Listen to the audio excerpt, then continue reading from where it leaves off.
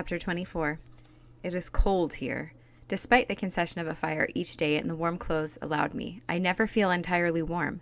The only place where I can forget the cold is in the copying room. Lately, after many weeks of irksome practicing under Sister Thecla, I have been given some actual documents to copy. They are private family papers copied over for use in a lawsuit. It almost makes me laugh to see the petty matters in which these local lordlings are engaged. No Comnenus would lower himself to squabble over an inheritance or over ownership of land.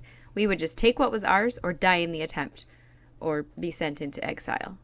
In the months I have been writing here in my room, and enduring Sister Thecla's tutelage in the copying room, I have learned the names of some of the nuns. The little novice with the runny nose is Honoria. She was sent here as a tithe, she tells me.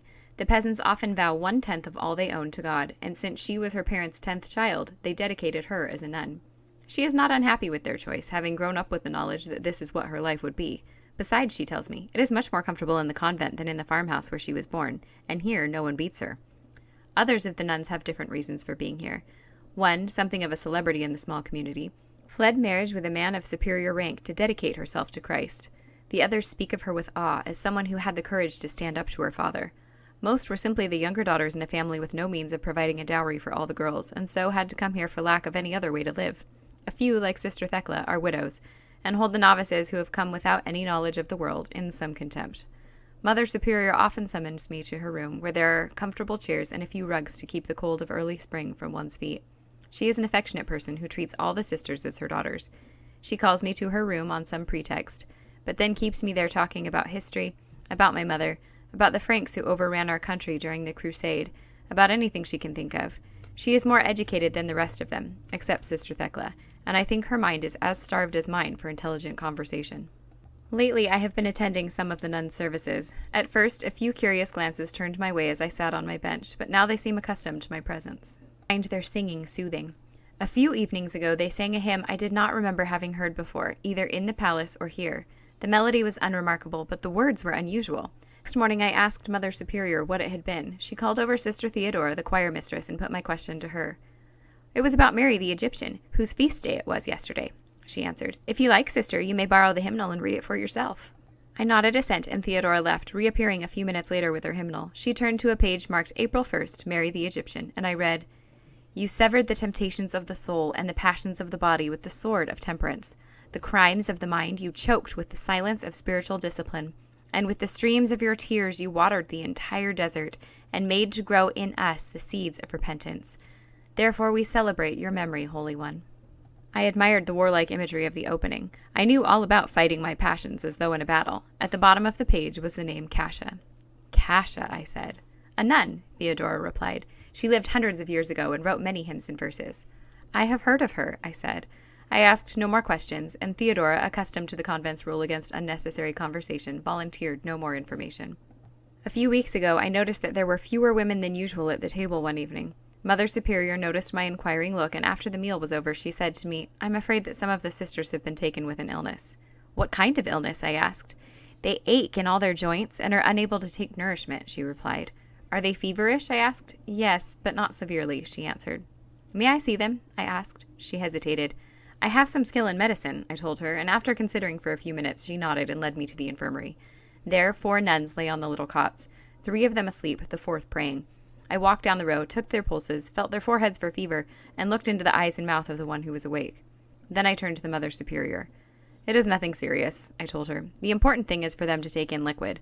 Not wine but water, or, if they can keep it in their stomachs, weak broth. Have them take a tiny sip, then wait a few minutes, and then take another. In that way their stomachs should be able to stay easy and not spew it all forth again." The infirmary nun was listening eagerly, and when the mother nodded to her, she bustled out of the room, I suppose to tell the kitchen nuns to prepare broth. "They should continue to rest," I went on. "Do not bleed them, but make them stay in bed until they say they feel well, and then 1 day more. This fever returns easily, and is more difficult to get rid of the second time." "I thank you, daughter," she said. In a few days the 4 sisters were about their duties again, and a 5th who had taken ill recovered much faster than the others for having been started on my regimen earlier. The sisters started coming to me with their little ills, mostly due to boredom and inactivity, and I even started to treat the beggars who gathered in the courtyard seeking aid from the convent. The convent library had a few medical books, some of which were new to me, and I read them eagerly, immersing myself in study the way I had not done since the days when Simon and I would spend long hours in the library together. His round face appeared suddenly in my mind as I came upon a book he had once urged me to read, despite my reluctance. The book had looked dry, and was so old that the pages were brittle and hard to handle. Sometimes wisdom is hidden in an unattractive form, he had told me.